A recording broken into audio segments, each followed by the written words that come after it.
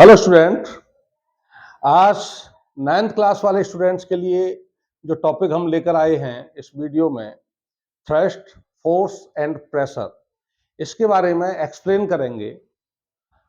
काफ़ी समय से आप लोगों के लिए वीडियो अपलोड नहीं कर पा रहे थे, टाइम मैनेजमेंट नहीं हो पा रहा था, लेकिन अब कंटिन्यूज आपके चैनल पर आपकी फिजिक्स की वीडियो अपलोड करते रहेंगे और सिलेबस को हम आगे बढ़ाएंगे। तो चलिए, नाइन्थ क्लास वाले स्टूडेंट के लिए आज जो टॉपिक स्टार्ट करने जा रहे हैं, थ्रस्ट, फोर्स एंड प्रेशर। काफ़ी कंफ्यूजन आप में बना रहता है इन तीनों को लेकर, तो इनका कंफ्यूजन दूर करेंगे और इनको बारी बारी से एक्सप्लेन करेंगे। तो आज का थ्रस्ट, इसको हिंदी में बोला जाता है प्रणोद। Thrust, force and pressure.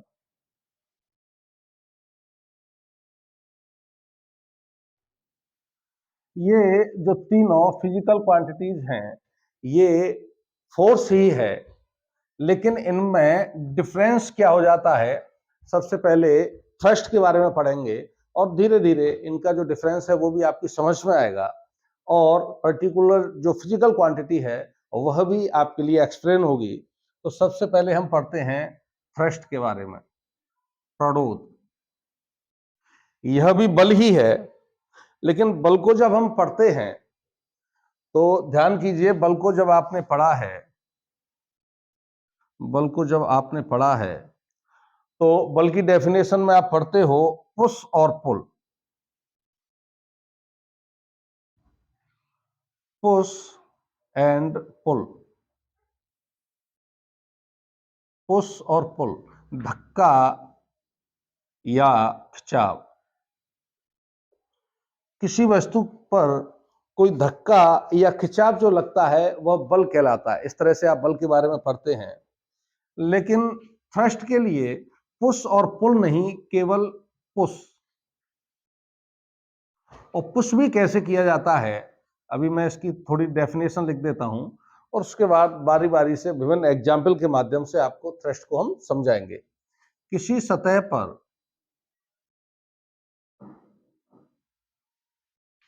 लंबवत कार्य करने वाला बल थ्रस्ट यानी प्रणोद कहलाता है।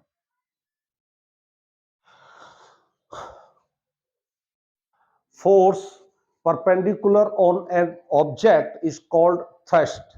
लेकिन प्रत्येक बल जो सतह के परपेंडिकुलर है वह थ्रस्ट नहीं कहलाएगा। एक्चुअली जो हम Newton's third law of motion पढ़ते हैं, न्यूटन्स थर्ड लॉ के अनुसार जो रिएक्शन फोर्स हम पढ़ते हैं ना, action and reaction, third law क्या है, एक्शन एंड रिएक्शन। तो जो थ्रस्ट होता है ना, इसमें जो रिएक्शन फोर्स होता है, मोस्टली मतलब अधिकतर जो थ्रस्ट होता है वह रिएक्शन फोर्स होता है। Thrust is a reaction force. Thrust is a reaction force. Mostly cases में जो थ्रस्ट होता है वो वस्तुओं पर जो रिएक्शन फोर्स कार्य करता है, और कैसे कार्य करता है, perpendicular to the surface of the object. यानी जो भी वस्तु है उसकी सतह के परपेंडिकुलर जो रिएक्शन फोर्स कार्य करता है, मोस्टली रिएक्शन फोर्स रहता है ये, वह थ्रस्ट कहलाता है। यदि अभी हम थ्रस्ट और फोर्स में और डिफरेंस करना चाहें तो आगे मैं एक तरफ बल लिखूंगा और एक तरफ थ्रस्ट को लिखा जाएगा। यहां फोर्स लिख देते हैं और यहां लिख देते हैं थ्रस्ट, बल तथा प्रणोद। नंबर फर्स्ट, जो फोर्स है आपका वो धक्का और खिंचाव, पुश एंड पुल, दोनों प्रकृति का हो सकता है। फोर्स में आपकी दोनों नेचर, पुश और पुल, ये विद्यमान रहेंगी। और thrust only push the object. और जब फोर्स में पुश और पुल दोनों नेचर विद्यमान रहेंगी, आप इस तरह से सोच सकते हैं कि यह कोई गाड़ी है और यू वेग से इस सतह पर गतिशील है। जब हम इस पर फोर्स अप्लाई करेंगे, यदि पुश यानी धक्के का बल अप्लाई करते हैं, ये यू वेग से गतिशील है। जब भी हम इस पर धक्के का बल अप्लाई करेंगे तो इसकी जो स्पीड है वो क्या होगी, बढ़ेगी। यदि फोर्स को हम आगे से यानी वेलोसिटी की अपोजिट डायरेक्शन में अप्लाई करें तो इसकी जो स्पीड है वह घटेगी, डिक्रीज करेगी। लेकिन पुश के केस में ऐसा नहीं होगा, उसमें थ्रस्ट के केस में ऐसा नहीं होगा। केवल इसे पुश करेगा और इसकी स्पीड को क्या करेगा, इंक्रीज करेगा। तो फोर्स जो है, जो वस्तुएं हैं, जो भी ऑब्जेक्ट्स हैं, उनकी स्पीड को बढ़ा भी सकता है और घटा भी सकता है, जबकि थ्रस्ट जो है वह केवल वस्तुओं की स्पीड को इंक्रीज करने का कार्य करता है। तो सेकंड जो डिफरेंस हो जाता है, इंक्रीज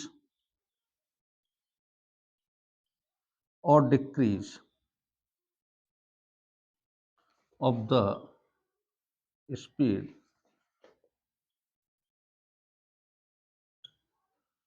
इंक्रीज और decrease of the speed of the object, of an object.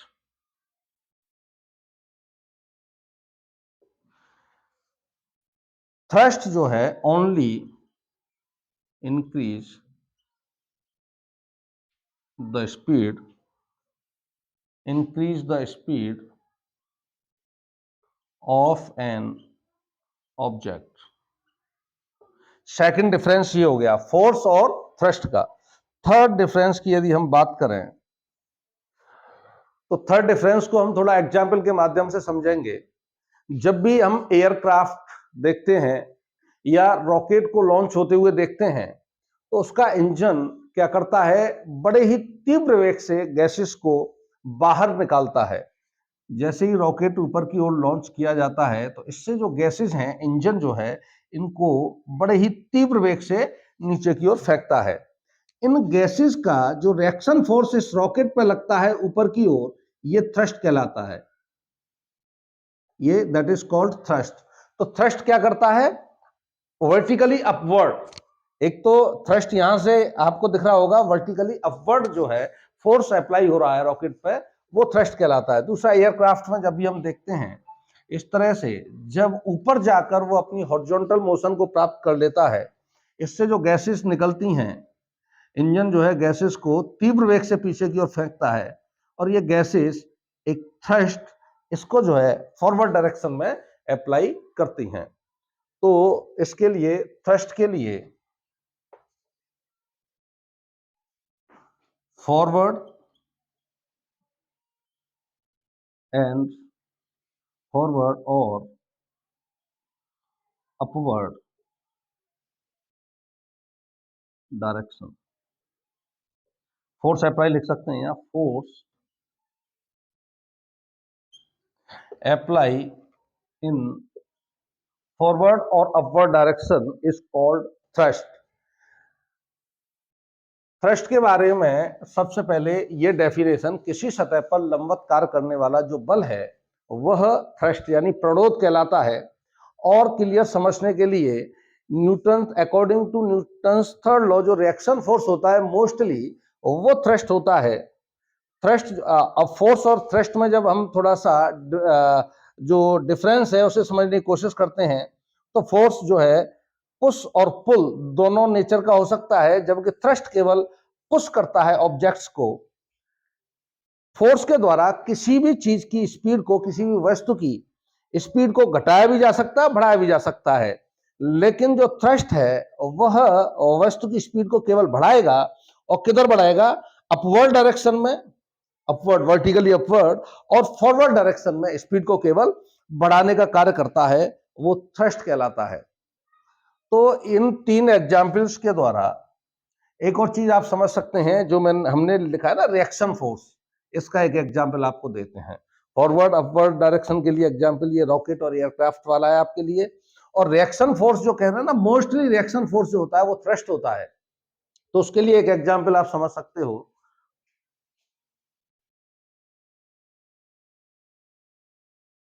जैसे ही हम जल में किसी वस्तु को डुबोते हैं, मान लीजिए कोई द्रव है और इस पर एक बॉल जिसमें एयर भरी होती है, बड़ी वाली बॉल होती है, उसको हम इसकी सतह पर छोड़ देते हैं, तो पूरी तरह से तो ये डूबेगी नहीं, इतना हिस्सा इसका डूबा हुआ है। और यहाँ पर ये बैलेंस कंडीशन में है, यानी जल के द्वारा ऊपर की ओर इस पर जो फोर्स लग रहा है, ऊपर लिफ्ट करने वाला जो फोर्स है वो, और इस बॉल का जो भार है वो बैलेंस है। तो यहाँ जितनी डूबनी चाहिए उतनी डूब चुकी है और बैलेंस कंडीशन में है। अब इस पर हम स्वयं एक फोर्स नीचे की ओर अप्लाई करके और इसको यहां तक ले आते हैं, इस बॉल को हम यहां ले आते हैं और यहां लाकर हमने जो फोर्स लगाया था इसको हम छोड़ देते हैं। तो जल में जैसे ही हम इसको डुबाएंगे, तो अभी पढ़ेंगे उस बल के बारे में, बॉयंट फोर्स होता है उत्प्लावन बल। जल में जैसे ही ये अंदर जाएगी, उत्प्लावन बल इसका बढ़ता जाएगा ऊपर की ओर, और जैसे ही हम इस हमने अपने द्वारा जो फोर्स इस पर अप्लाई किया उसको हम हटाएंगे, तो ऊपर की ओर जो लगने वाला बॉयंट फोर्स है वो अधिक हो जाएगा और यह एक तेजी के साथ इसको ऊपर उछाल के फिर इसी कंडीशन में ले आएगा, थोड़ा सा वाइब्रेट करके इसी कंडीशन में ले आएगा। तो इस समय जो जल के द्वारा जो इस पर रिएक्शन फोर्स ऊपर की ओर लगा है वो थ्रस्ट कहलाता है। तो मोस्टली केसेस में अभी जो हमने लिखा है, रिएक्शन जो फोर्स होता है वस्तुओं पर, जो अप्लाइड रिएक्शन फोर्स होता है वो थ्रस्ट कहलाता है। तो थ्रस्ट के लिए इतने सारे एग्जाम्पल बहुत हैं। आपको थ्रस्ट और फोर्स में जो डिफरेंस है वो क्लियर करने के लिए और जो थ्रस्ट है उसे एक्सप्लेन करने के लिए, तो ये सारे आप लिख लेंगे, 1 2, और थोड़ा सा फोर्स, और इसमें हमने जो डिफरेंस आपके सामने लिखा है इसको हम लिख लेंगे, तो थ्रस्ट आपके सामने जो है क्लियर हो जाएगा। उसके बाद पढ़ते हैं हम दाब। फोर्स आप पढ़ ही चुके हो।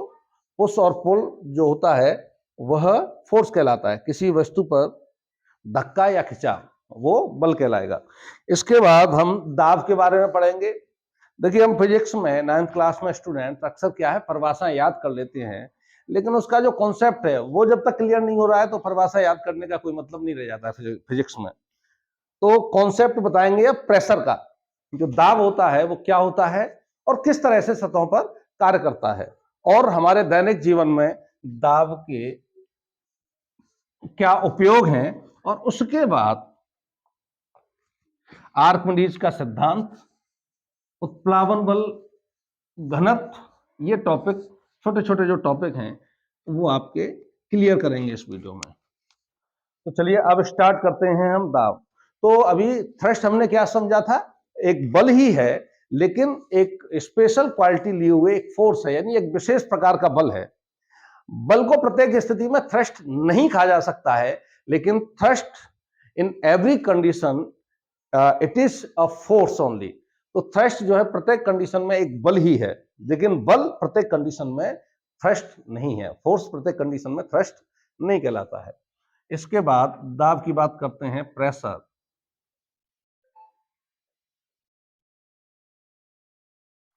यह भी एक विशेष प्रकार का बल है जो सतहों पर परपेंडिकुलर और उसके यूनिट एरिया पर कार्य करता है, वह दाब कहलाता है। परिभाषा तो इस तरह से लिखी जाती है, किसी सतह के लंबवत, किसी सतह के एकांक क्षेत्रफल पर लंबवत कार्य करने वाला बल।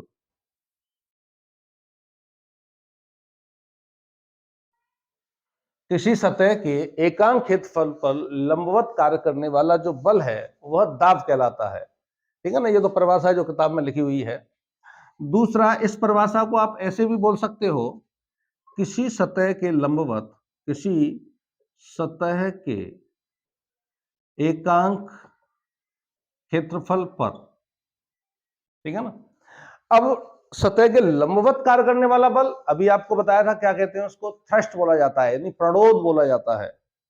अभी जो आपको उसके प्रणोद यानी थ्रस्ट के बारे में जो बताया था वो क्या था, किसी सतह के लंबवत कार्य करने वाला बल थ्रस्ट यानी प्रणोद कहलाता है। तो इसको एक ही शब्द में क्या बोल सकते हो आप, प्रणोद बोल सकते हो।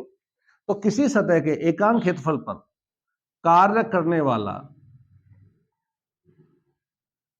प्रणोद क्या कहलाता है, दाब कहलाता है। तो दाब को हम पी से प्रदर्शित करेंगे और एफ अपॉन ए, यानी यूनिट फिजिकल क्वांटिटी। हमने जो पहला वीडियो 9th का बनाया था उसमें आपको डेफिनेशंस फिजिकल क्वांटिटीज की कैसे देते हैं उसमें बताया था। जब भी कोई फिजिकल क्वांटिटी को यूनिट करना हो तो वो किस में आ जाती है, डिनोमिनेटर में आ जाती है, हर में आ जाती है। तो यूनिट एरिया पर कार्य करने वाला फोर्स कैसे लिखेंगे, एफ अपॉन ए। इसका मात्रक क्या लिख देंगे आप, फोर्स, इसका मात्रक हो गया न्यूटन, क्षेत्रफल इसका मात्रक हो गया मीटर स्क्वायर। तो दाब का मात्रक न्यूटन पर मीटर स्क्वायर रहेगा और इसको शॉर्ट में पास्कल बोल देते हैं। तो दाब का मात्रक न्यूटन पर मीटर स्क्वायर या पास्कल एमकेएस सिस्टम में रहेगा। अब एमकेएस सीजीएस सिस्टम क्या है, ये शायद हमने वीडियो डाल चुके हैं 9th के लिए भी, हालांकि ये 11th के लिए ज्यादा काम में आने वाली चीजें हैं, क्योंकि 9th में भी हम फिजिक्स पढ़ते हैं तो फिजिकल क्वांटिटीज और उनकी यूनिट्स के बारे में पढ़ते हैं। तो एमकेएस सीजीएस एफपीएस जो सिस्टम्स हैं वो हमें आने चाहिए, तो वीडियो पड़ा हुआ है उसमें। खैर, तो P equal to F upon A, Newton per metre square दाब का मात्रक हो गया, पास्कल बोल देते हैं इसको। चलिए अब दाब के बारे में हम थोड़ा सा सैद्धांतिक रूप से तो जान चुके हैं, अब व्यवहारिक रूप से दाब के बारे में हम जानते हैं। एक सवाल लेंगे छोटा सा, उसके माध्यम से दाब जो है किस तरह से कार्य करता है हमारे दैनिक जीवन में, इसके क्या उपयोग हैं उसके बारे में समझेंगे। एक सवाल है, 200 न्यूटन का बल, 200 न्यूटन का बल 4 मीटर स्क्वायर क्षेत्रफल वाली सतह पर आरोपित किया जाता है।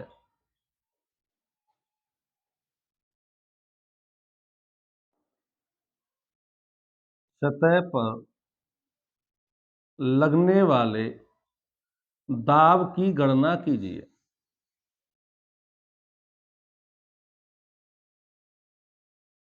तो ये सवाल हमने लिख लिया है, इस सवाल में थोड़ा सा चेंजेस करते जाएंगे और दाब किस तरह से इंक्रीज हो रहा है डिक्रीज हो रहा है उसे समझेंगे और फिर उसके बाद बताएंगे दैनिक जीवन में इसका क्या उपयोग है। तो बहुत इजीली हमारी समझ में आएगा दाब। तो अभी हमने दाब का फॉर्मूला लिखा था P equal to F upon A, ठीक है ना। तो जिस सतह पर ये फोर्स लगा रहे हैं 200 न्यूटन का, वो उस सतह का क्षेत्रफल दे रखा है 4 मीटर स्क्वायर, यानी ए की वैल्यू दे रखी है 4 मीटर स्क्वायर, और इस सतह पर जो फोर्स अप्लाई हो रहा है वो 200 न्यूटन का फोर्स अप्लाई हो रहा है, ये है फोर्स। तो इस सतह पर, पूरी सतह पर, यानी 4 मीटर स्क्वायर एरिया पर जो दाब कार्य करेगा P equal to F upon A. P equal to F upon A, यानी एफ कितना है 200 बटे 4, कितना हो जाएगा 50। दाब का क्या मात्रक होगा, न्यूटन पर मीटर स्क्वायर। इसका मतलब हो गया 4 मीटर स्क्वायर का जो एरिया है, यदि इसके 4 हिस्से कर दिए जाए तो इस हिस्से पर भी 50 न्यूटन, इस पर भी 50 न्यूटन, इस पर भी 50 न्यूटन, 50-50 न्यूटन के दाब के रूप में ये जो है एकांक एरिया पर डिस्ट्रीब्यूट हो जाएगा। अब हम एक काम करते हैं, इस एरिया को हम थोड़ा सा कम करते जाते हैं तो देखते हैं दाब की स्थिति क्या बनती है। वही जो फोर्स अप्लाइड है उसको हम 200 न्यूटन ही रहने देते हैं, यानी फोर्स में कोई चेंज नहीं करते हैं, केवल एरिया में चेंज करते हैं। अब हम इस एरिया को, चलिए ये पहला सवाल हो गया, सवाल तो एक ही है, उसमें थोड़ा सा चेंजेस करके दाब के उपयोग क्या है हमारे दैनिक जीवन में उस बारे में डिस्कस करेंगे। अब हम एरिया कर देते हैं 1 मीटर स्क्वायर, यानी दाब वही है 200 न्यूटन का बल 1 मीटर स्क्वायर क्षेत्रफल वाली सतह पर आरोपित किया जाता है, तो उस पर लगने वाला अब दाब कितना होगा उसके बारे में कैलकुलेट करते हैं। तो देखिए दाब P, इसको हम P डैश ले लें या P रहने दें, P डैश इसको ले लें, F अपॉन, अब एरिया चेंज हो जाएगा, ए तो नहीं रहेगा, 1 मीटर स्क्वायर है तो ए डैश कर दें इसको, F वही फोर्स जो है कांस्टेंट है, एरिया हो गया 1 मीटर स्क्वायर। अब लगने वाला जो दाब है वह बढ़ गया, यानी ये 4 मीटर स्क्वायर एरिया पर जब हम 200 न्यूटन का बल लगा रहे थे तो 50 न्यूटन, इसके प्रत्येक हिस्से में 50 न्यूटन का जो बल है वो इसके हिस्से में आ रहा था। अब इसका एरिया कर दिया हमने 1 मीटर स्क्वायर और बल वही रहने दिया। अब इस पर लगने वाला जो दाब है वह 200 दाब है, न्यूटन पर मीटर स्क्वायर। अब इसके एरिया पर जो बल लगने वाला जो दाब है 200 न्यूटन पर मीटर स्क्वायर हो जाएगा। अब मान लीजिए इसका एरिया और हम कम कर दें, यानी 0.05 मीटर स्क्वायर। अब देखिए दाब की स्थिति क्या होगी, P double dash is equal to F upon A double dash. Force वही है 200 अपॉन 0.05, 2 जीरो बढ़ा देंगे, पॉइंट कट जाएगा, 5 चौके 20, 5 से 4 बार कट गया और 3 zero, Newton per metre square. यानी दाब कांस्टेंट है, एरिया को क्या कर रहे हैं, घटाते जा रहे हैं और दाब जो है बढ़ता जा रहा है। एरिया हम घटा रहे हैं तो दाब को हमने कहां से कहां तक बढ़ा दिया, 50 न्यूटन मीटर स्क्वायर से लेकर हमने 4000 न्यूटन मीटर स्क्वायर तक दाब को बढ़ा दिया, एरिया को कम करके और फोर्स को कांस्टेंट रखते हुए। यदि अब हम एक काम करते हैं इसमें सेकंड स्थिति, तो हमारी समझ में ये आया, यदि हम क्षेत्रफल घटाएंगे और दाब हमारे द्वारा जो आरोपित बल है वही रहे तो दाब क्या होगा, बढ़ने लगेगा। तो यहां से ये समझ में आया, तो एक तो दाब जो है क्रॉस सेक्शन एरिया के इनवर्सली प्रोपोर्शनल, व्युत्क्रमानुपाती होता है, जैसे बोलते हैं ना उल्टा है, व्युत्क्रमानुपाती होता है। यदि आप एरिया बढ़ाओगे, फोर्स कांस्टेंट है तो तब के लिए लिखा है मैंने, यदि आप एरिया बढ़ाओगे तो प्रेशर क्या होने लगेगा, कम होने लगेगा। एरिया कम करेंगे तो प्रेशर जो है वो बढ़ने लगेगा। एरिया बढ़ा के देख लेते हैं, मान लीजिए एक केवल थोड़ा सा चेंज करेंगे।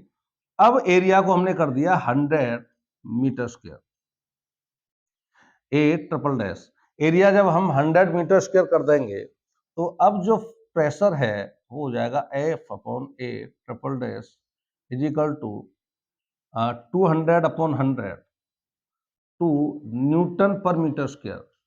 अब यही बल 100 मीटर स्क्वायर क्षेत्रफल वाली सतह पर अप्लाई होगा तो उसके हिस्से में जो दाब आएगा 2 न्यूटन पर मीटर स्क्वायर, केवल एक छोटा सा दाब उसके हिस्से में आएगा।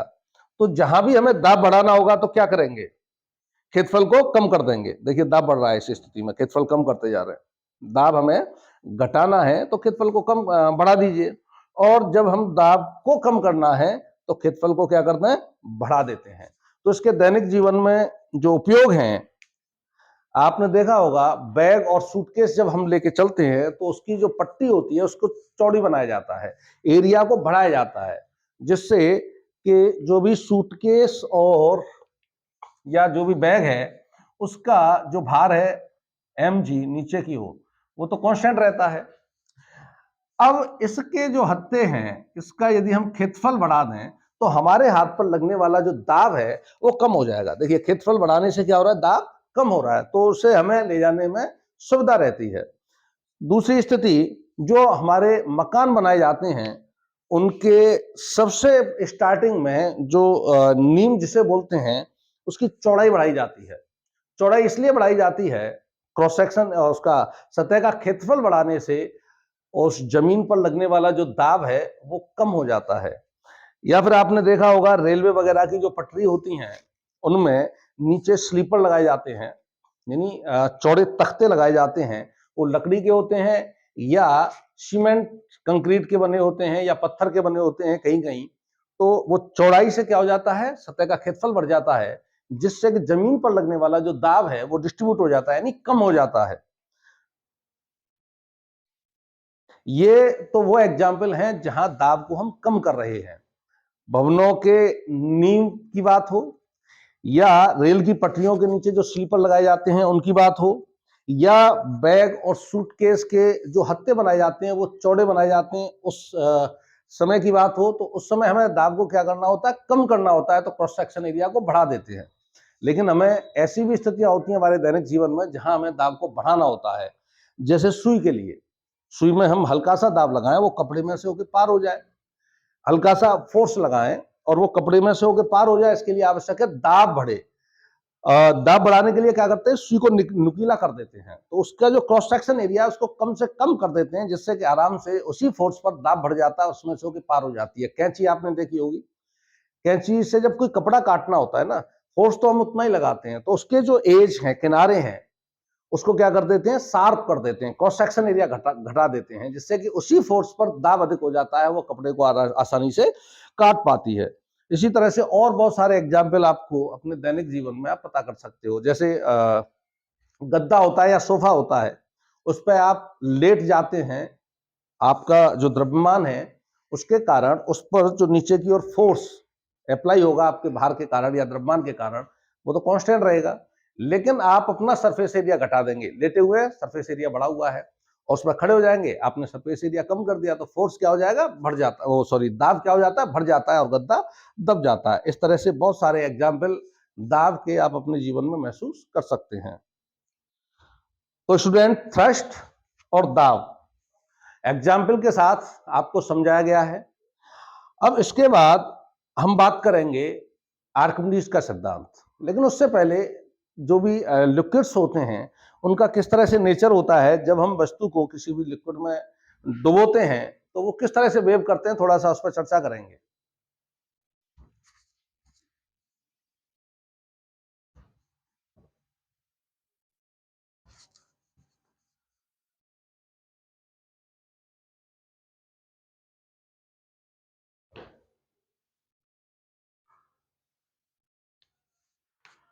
तो प्रेशर इन लिक्विड्स, पहले तो हम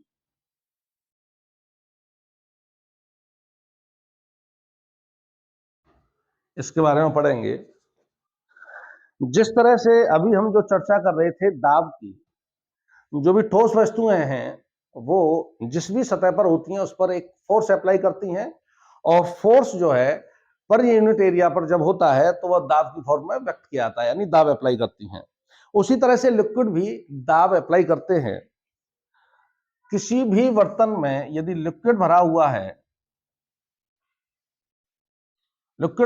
है तो बर्तन की जो नीचे की ये जो सरफेस है या तली है, इस पर तो दाब अप्लाई होता ही है, जो आपने पढ़ा होगा एच रो जी, यानी ऊंचाई, जितना जल में आप गहराई में चलते जाएंगे ये प्रेशर जो है इंक्रीज होता जाता है। साथ ही साथ इसकी जो साइड सरफेसेज हैं, बर्तन की साइड की जो दीवार है, उन पर भी द्रव एक दाब अप्लाई करता है, एक फोर्स अप्लाई करता है। और किसी भी बिंदु पर ले लें हम, तो ये जो दाब है बिना घटे हुए संचरित होता है। दाब जो है द्रव के अंदर कोई भी बिंदु आप ले लीजिए, ये जो द्रव का दाब है वो बिना घटे हुए संचरित रहता है। और यदि हम एक हॉरिजॉन्टल लाइन खींच दें, यानी क्षैतिज के समांतर, और जितने भी बिंदु द्रव के होंगे वहां सब में प्रेशर क्या रहेगा, समान रहता है, दाब समान रहता है, क्योंकि ऊंचाई समान रहने से ये ऊंचाई कांस्टेंट है, तो दाब भी समान रहेगा, क्योंकि रो जल के लिए कांस्टेंट हो गया और जी कांस्टेंट है ही। उसके बाद बताते हैं बॉयंसी क्या होती है, उत्प्लावकता क्या होती है जलों में।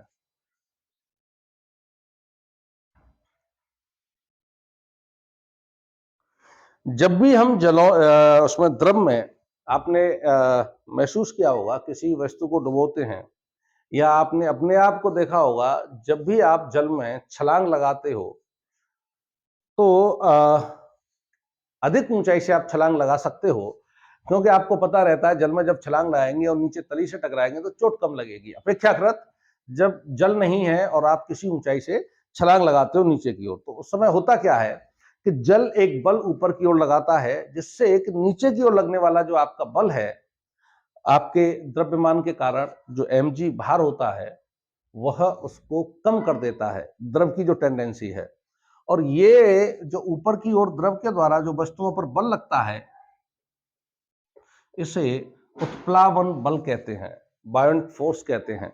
उत्प्लावन बल, जैसे ही कोई वस्तु हम द्रव में डुबोते हैं, मान लीजिए एक बॉल है ये, और इसको हम जैसे ही द्रव में डुबो देते हैं तो प्रत्येक वस्तु अपने द्रव्यमान के कारण mg बल नीचे की ओर लगाती है, या ये कह सकते हैं पृथ्वी प्रत्येक वस्तु को mg बल से, अपनी ग्रेविटेशनल जो फोर्स होता है mg या Gm1m2/r², वो किसके बराबर होता है, mg के बराबर होता है।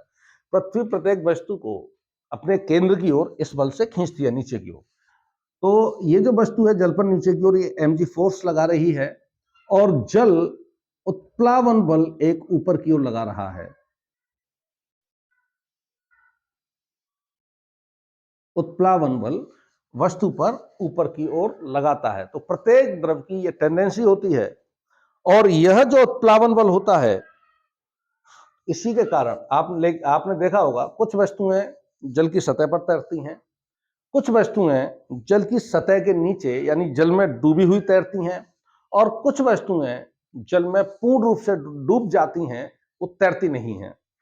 ऐसा क्यों होता है? पहले तो ये उत्प्लावन बल किन किन फैक्टर्स पर डिपेंड करता है, या जल के या द्रव के कौन से फैक्टर इसको अफेक्ट करते हैं, उनके बारे में चर्चा कर लेते हैं।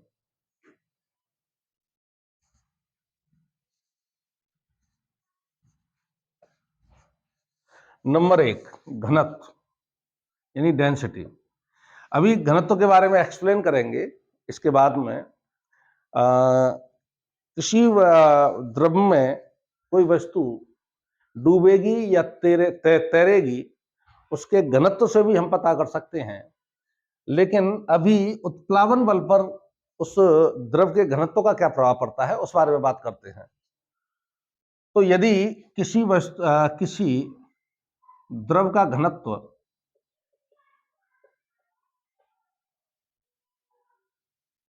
अधिक है, तो उसके द्वारा जो ऊपर की ओर उत्प्लावन बल लगाया जाएगा वह अधिक होगा अपेक्षाकृत कम घनत्व वाले द्रव से। किसी द्रव का घनत्व यदि अधिक है तो उसके द्वारा किसी वस्तु पर ऊपर लगने वाला जो बॉयंट फोर्स है, उत्प्लावन बल है, वो अधिक होगा। यानी कम घनत्व वाले द्रव की अपेक्षा अधिक घनत्व वाले द्रव का उत्प्लावन बल अधिक होता है, ऐसे कह सकते हैं आप। पहली चीज, फर्स्ट। सेकंड, दूसरा, यहां चलिए एक चीज और बता देते हैं। ये जो घनत्व होता है, इसके बारे में पूरी तरह से भी बताएंगे, इसे आर्किमिडीज का जो प्रिंसिपल है उसे फिनिश करके। किसी भी वस्तु का जो घनत्व है, वस्तुओं को यानी तरलों को जब हम गर्म करते हैं यानी टेम्परेचर उनका बढ़ाते हैं, तो उनका घनत्व कम होने लगता है, और टेम्परेचर जब हम कम करते हैं तो उनका घनत्व बढ़ने लगता है। लेकिन जल के लिए कुछ ऐसा है, 0 से 4 डिग्री सेंटीग्रेड तक एबनॉर्मल एक्सपेंशन करता है, वो असामान्य प्रसार होता है, अन्य तरलों की तरह नहीं होता है। लेकिन इसको हम आगे के जो चैप्टर्स होंगे उनमें पढ़ेंगे, तो अब तक यही समझ सकते हैं हम, कोई भी वस्तु है उसका यदि हम तरल है, उसका यदि हम टेम्परेचर बढ़ाएं तो उसका घनत्व कम होने लगता है, और टेम्परेचर घटाते हैं तो घनत्व बढ़ने लगता है। अब घनत्व के बारे में बात करने लगेंगे तो ये चीज थोड़ी सी छूट जाएगी, तो थोड़ा सा आगे बढ़ते हैं और फिर घनत्व को लेते हैं। तो किसी द्रव का घनत्व यदि अधिक है तो उसके द्वारा किसी वस्तु पर ऊपर की ओर लगने वाला बल, जिसको उत्प्लावन बल कहते हैं द्रव के द्वारा, वो अधिक होगा। और कम घनत्व का द्रव है तो उसके द्वारा ऊपर की ओर लगने वाला उत्प्लावन बल कम होगा। अच्छा, यही कारण है कि समुद्र के जल में तैरना आसान है। समुद्र के जल में तैरना आसान है, तैरना आसान है सामान्य जल की अपेक्षा।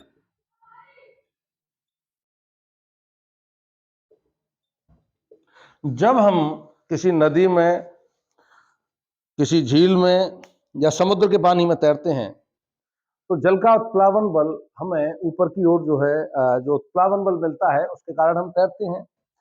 अब समुद्र के जल में तैरना आसान है और सामान्य जल की अपेक्षा, ये क्या बात हुई? क्योंकि समुद्र के जल में आपने देखा होगा, उसमें वो नमकीन होता है, उसमें बहुत सारे अम्ल और मिले रहते हैं, NaCl भी होता है, जिसके कारण उसका घनत्व क्या हो जाता है? बढ़ जाता है, यानी गाढ़ा हो जाता है वो सामान्य जल की अपेक्षा। और जब घनत्व बढ़ जाता है, मैं गाढ़ा एक शब्द और बोल रहा हूं, गाढ़ा, घनत्व बढ़ जाता है यानी गाढ़ा हो जाता है, तो घनत्व अधिक है तो उत्प्लावन बल अधिक होगा। तो जो जल है समुद्र वाला, वो हमें ऊपर की ओर अधिक उत्प्लावन बल देता है, जिसके कारण समुद्र के जल में हमें तैरने में आसानी रहती है अपेक्षाकृत सामान्य जल के। तो उत्प्लावन बल एक तो द्रव के घनत्व पर डिपेंड करता है, ये बात थी। दूसरी बात जो डिपेंड करता है वो जल में डूबी हुई वस्तु के आयतन पर। जल में डूबी हुई वस्तु के आयतन पर। अब ये उत्प्लावन बल वस्तु की प्रकृति कैसी है इस पर डिपेंड नहीं करता है। डिपेंड किस पर करता है?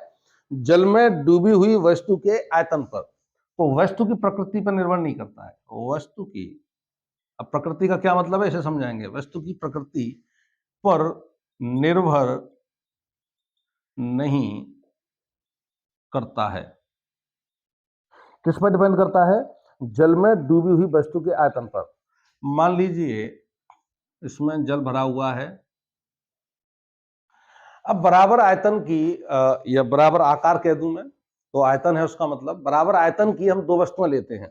दो वस्तुओं में एक तो ले लिया हमने बॉल जिसमें अंदर हवा भरी हुई है, और एक ले लिया हमने लोहे का ठोस गोला। लोहे का ठोस गोला। जल यहां तक है ना। अभी आप अपने कॉमन सेंस से ये पता कर सकते हो या बता सकते हो कि ये जो लोहे का ठोस गोला है ये तो डूब जाएगा, और बॉल जिसमें एयर भरी हुई है ये तैरती रहेगी और ऊपर चली जाएगी। इसमें बराबर आयतन के हैं। उत्प्लावन बल वस्तु की प्रकृति पर निर्भर नहीं करता है। उत्प्लावन बल इनको ऊपर की ओर जो मिल रहा है, उत्प्लावन बल ऊपर के लिख देता हूं मैं इसको, वो बराबर मिल रहा है।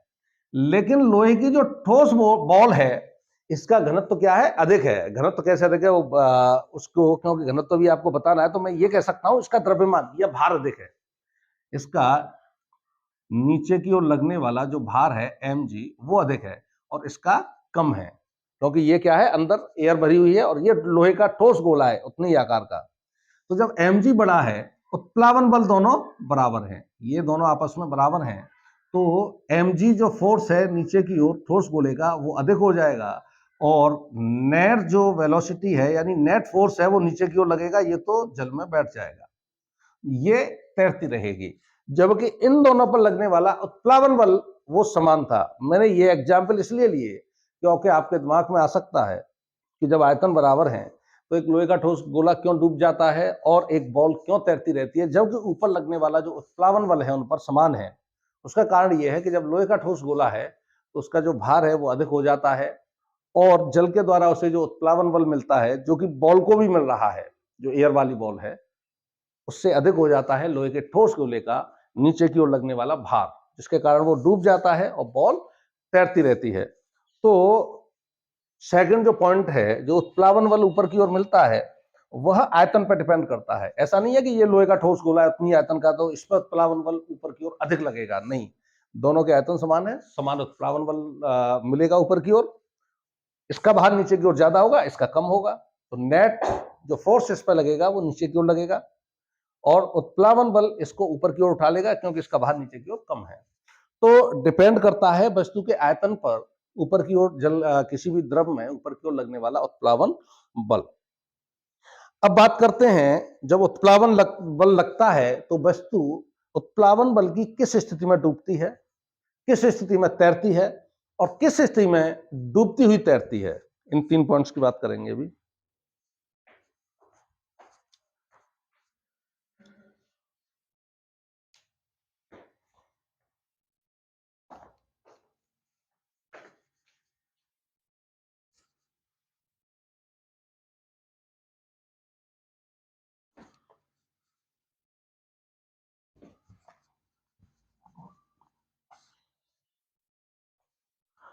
वस्तु का द्रव में डूबना या तैरना।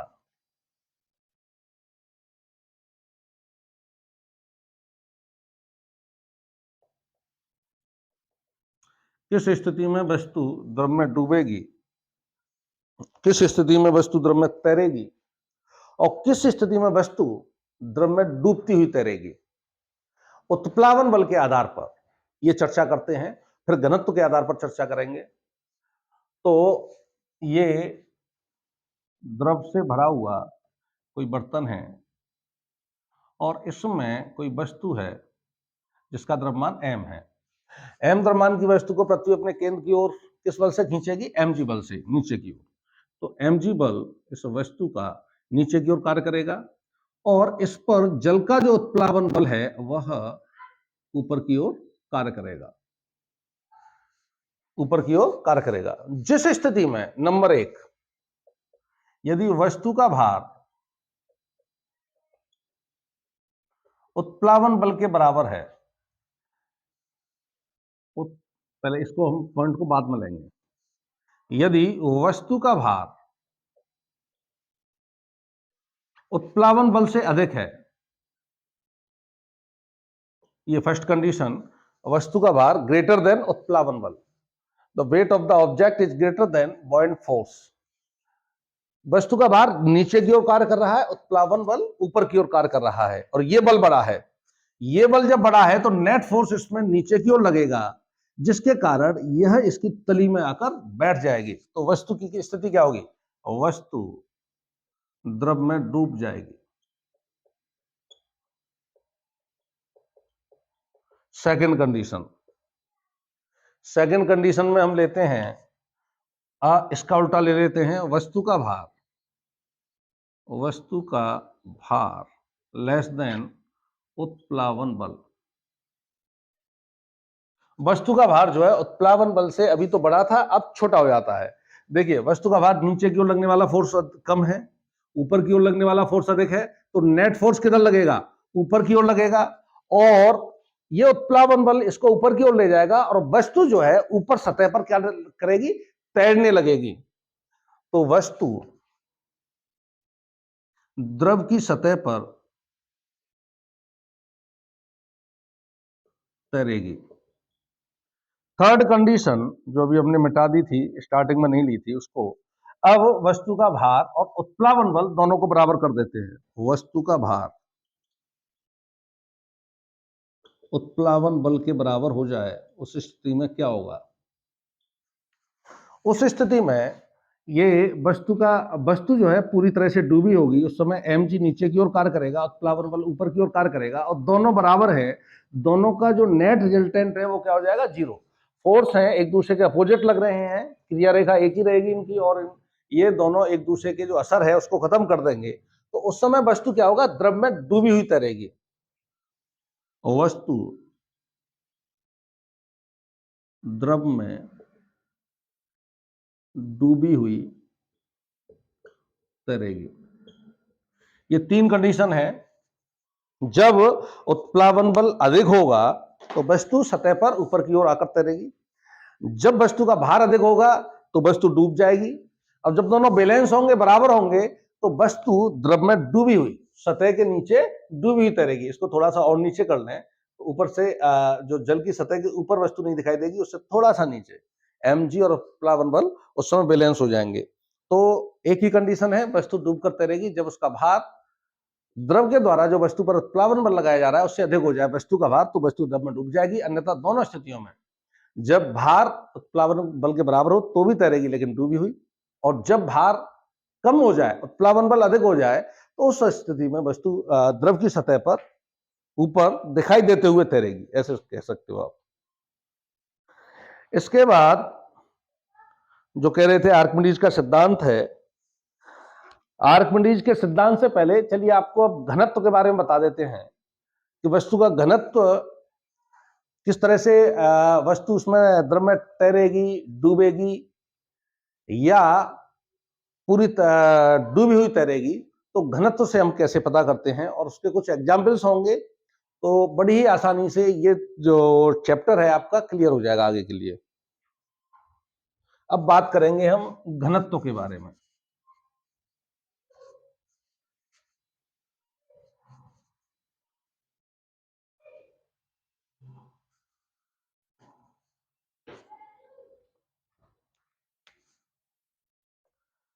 यदि परिभाषा की बात करें तो आप किसी भी वस्तु के घनत्व की परिभाषा को इस तरह से लिखते हो, किसी वस्तु के एकांक आयतन का द्रव्यमान, किसी वस्तु के एकांक आयतन का द्रव्यमान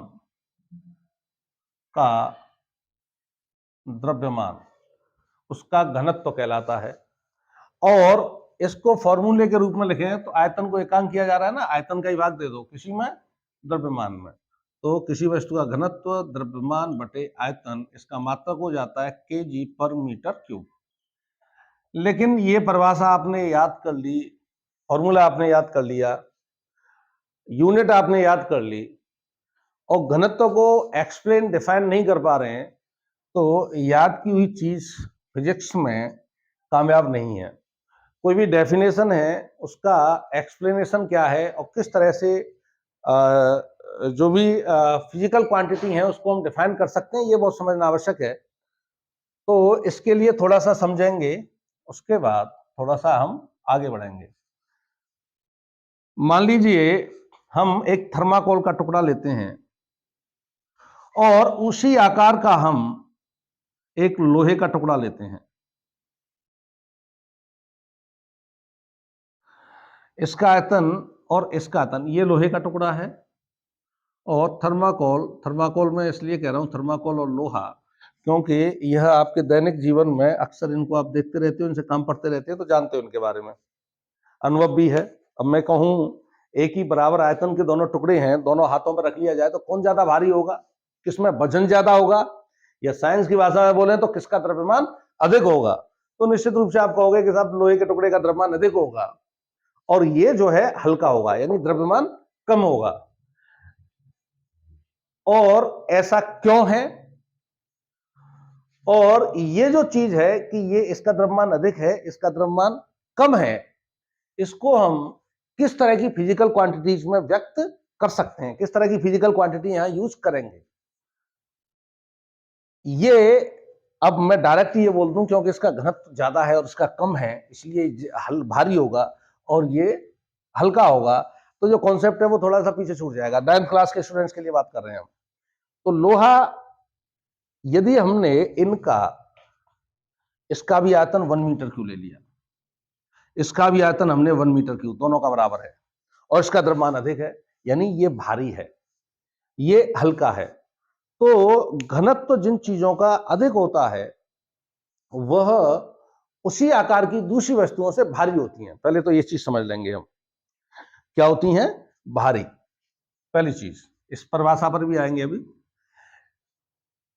सेम आकार की दो वस्तुएं हैं, एक का द्रव्यमान अधिक है, यानी घनत्व अधिक है, तो वो भारी होगी, लोहे का घनत्व अधिक है।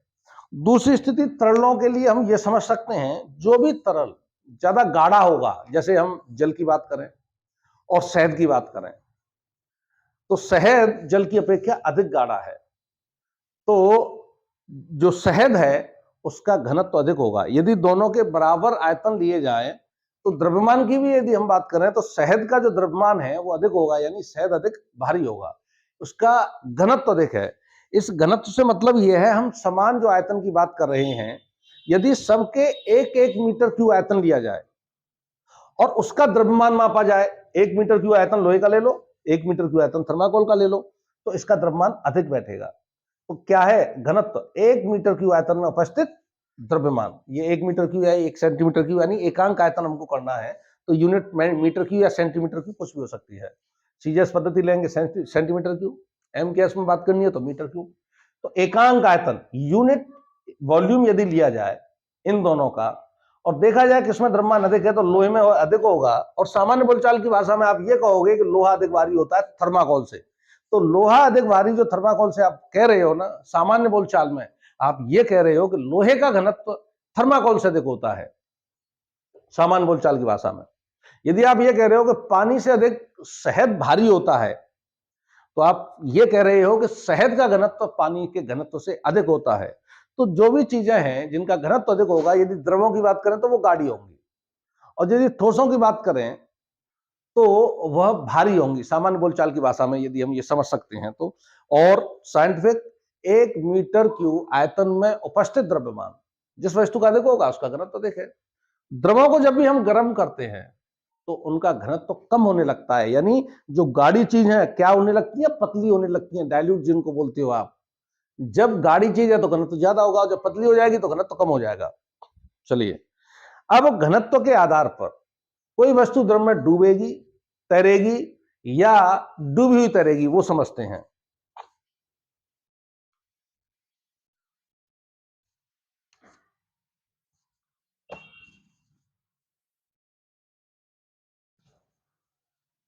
घनत्व के आधार पर वस्तुओं का द्रव में तैरना या डूबना। पहली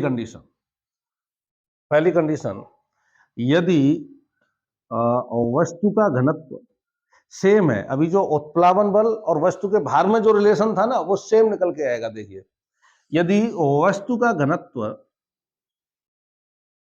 तो इसे समझने में हमेशा आसानी रहेगी, और उत्प्लावन बल जो वस्तु के भार में संबंध है वो घनत्व में ही संबंध रहेगा, उसे आप समझ चुके हो ढंग से, तो वही रूल यहां अप्लाई हम कर देंगे। यदि वस्तु का घनत्व इज ग्रेटर देन द्रव का घनत्व, तो पहली कंडीशन उसमें क्या थी? यदि वस्तु का भार उत्प्लावन बल से अधिक है तो वस्तु क्या हो रही थी? डूब रही थी। और वस्तु का घनत्व अधिक है और द्रव का घनत्व क्या है? कम है, तो वस्तु द्रव में डूब जाएगी। वस्तु द्रव में डूब जाएगी, पहली कंडीशन। दूसरी कंडीशन को समझते हैं। अभी क्या किया हमने? वस्तु का घनत्व को अधिक कर दिया द्रव के घनत्व से, तो वस्तु द्रव में डूब जाएगी।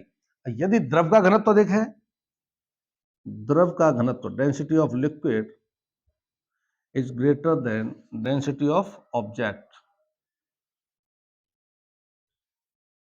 अब यदि द्रव का घनत्व अधिक है और वस्तु जो उसमें डुबोई जा रही है उसका घनत्व कम है, तो वस्तु जो है द्रव में तैरेगी। वस्तु द्रव की सतह पर थोड़ा सा डूबी हुई तैरेगी, यानी सतह पर आपको दिखाई देगी। वस्तु द्रव की सतह पर तैरेगी, या तैरेगी, वस्तु द्रव में तैरेगी ये लिखते हैं, उसके लिए डूबी हुई तैरेगी ये लिख देंगे। वस्तु द्रव में तैरेगी। थर्ड कंडीशन, यदि वस्तु का घनत्व द्रव के घनत्व के बराबर है, वस्तु का घनत्व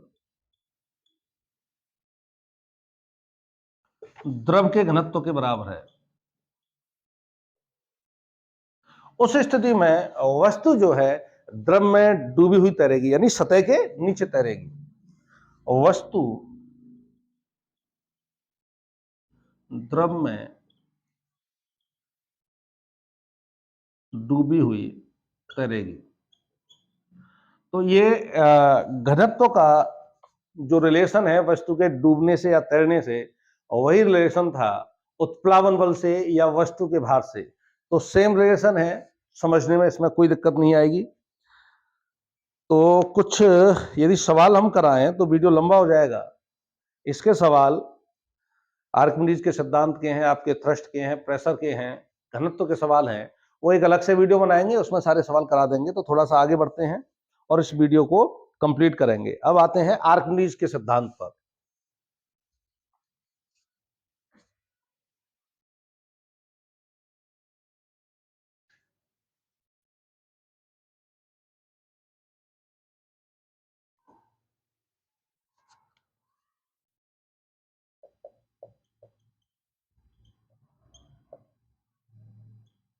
आर्किमिडीज का सिद्धांत, आर्किमिडीज प्रिंसिपल। आर्किमिडीज प्रिंसिपल, तो आर्किमिडीज ने यह बताया था कि जब कोई वस्तु द्रव में तैरती है तो उसकी कंडीशन है उस पर जो उत्प्लावन बल कार्य करता है, और वस्तु पर कार्यरत उत्प्लावन बल और वस्तु के द्वारा जो द्रव को विस्थापित किया जाता है उस जगह से हटाया जाता है, उसके बराबर होता है। और वस्तु द्वारा विस्थापित द्रव का भार, यानी ऊपर की ओर जो वस्तु पर उत्प्लावन बल लगता है, यदि कोई वस्तु द्रव में तैर रही है या डूब रही है, नहीं डूबने की स्थिति में नहीं है, सॉरी, वस्तु यदि कोई द्रव में तैर रही है तो ऊपर की ओर जो उत्प्लावन बल द्रव के द्वारा उस वस्तु पर अप्लाई किया जाता है, वो वस्तु के द्वारा जो, देखिए ये द्रव है और इसमें मान लीजिए ये कोई वस्तु है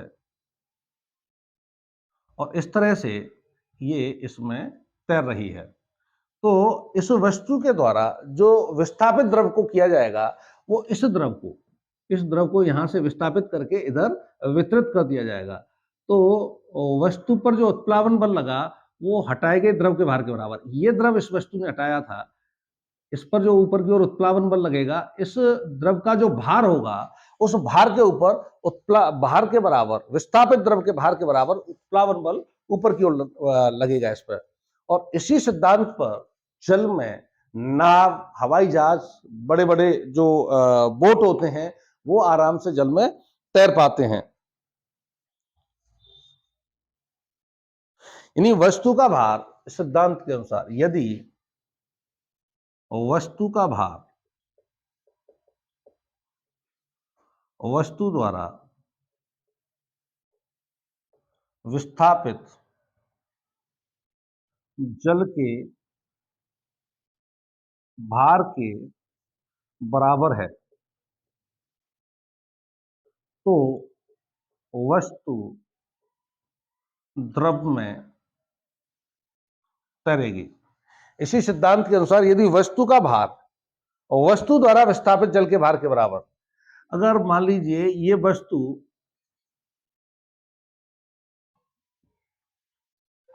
वस्तु द्रव में मान लीजिए इस तरह से डूबी हुई है, द्रव यहां तक कर लेते हैं, ठीक है ना। और वस्तु का भार, द्रव्यमान इसका m है, इसका भार हो जाएगा mg, इसका भार हो जाएगा mg। और इतने डूबने पर ये जिस द्रव को विस्थापित कर रही है वो इस वाले द्रव को यहां से विस्थापित कर देगी, हटा लेगी और उस जगह अपने आप को फिट कर लेगी। ये जो द्रव हटाया जा रहा है इसका भार इस वस्तु के संपूर्ण भार के बराबर नहीं है, तो वस्तु क्या होगी, डूब जाएगी।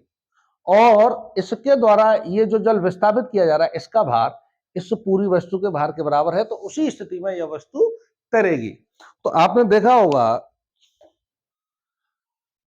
एक छोटी सी सुई जल में डूब जाती है, जब बड़े बड़े जहाज जल में तैरते हैं तो आप इस आर्किमिडीज सिद्धांत के आधार पर आप किस तरह से एक्सप्लेन करेंगे।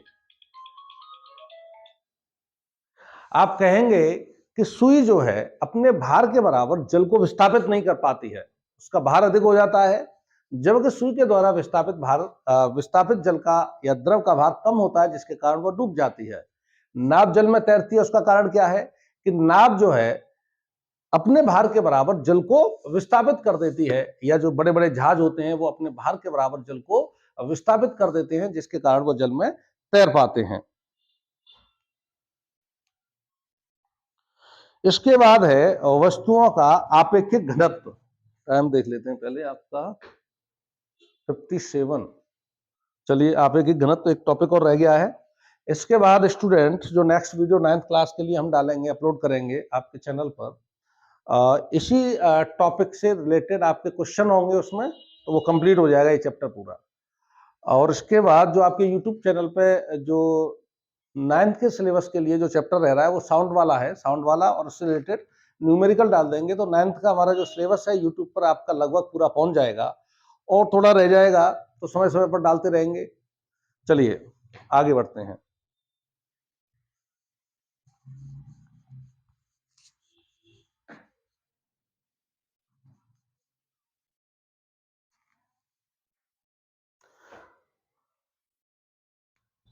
आपेक्षिक घनत्व, रिलेटिव डेंसिटी।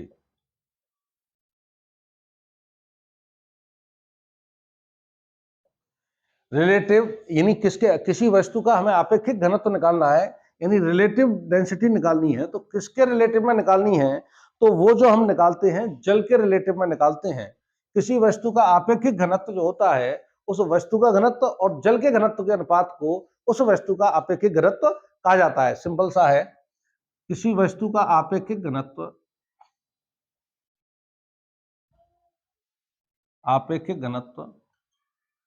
उस वस्तु का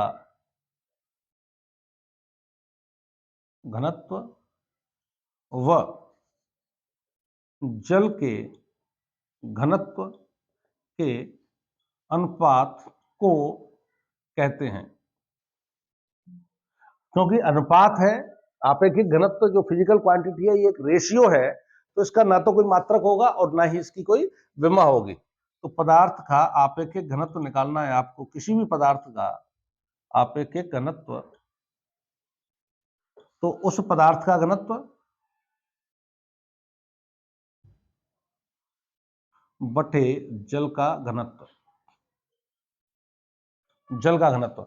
यदि द्रव्यमान और आयतन दे रखे हैं जल के और उस पदार्थ के, तो हम इस फॉर्मूले को किस तरह से लिख सकते हैं, घनत्व बराबर, आपने पढ़ा है डेंसिटी मास अपॉन वॉल्यूम, घनत्व बराबर द्रव्यमान बटे आयतन। तो इसको कैसे लिख सकते हो, पदार्थ का घनत्व द्रव्यमान बटे आयतन लिख देंगे इसको, पदार्थ का द्रव्यमान बटे पदार्थ का आयतन इनटू जल का घनत्व नीचे लिखा हुआ है, तो घनत्व लिखेंगे तो क्या लिखेंगे, द्रव्यमान बटे आयतन। तो जल का द्रव्यमान बटे जल का आयतन, आपेक्षिक घनत्व को इस तरह से हम प्रदर्शित कर सकते हैं। तो अगले वीडियो में हमने जो आज आपको बताया है इस रिलेटेड न्यूमेरिकल्स होंगे, जिसमें यदि आपके अंदर थोड़ा सा भी कंफ्यूजन, कोई भी डाउट रह जाएगा, तो उन न्यूमेरिकल्स में बेहतर ढंग से वो क्लियर हो जाएगा। तो मिलते हैं 9th क्लास के स्टूडेंट्स से अगले वीडियो में, तब तक के लिए धन्यवाद।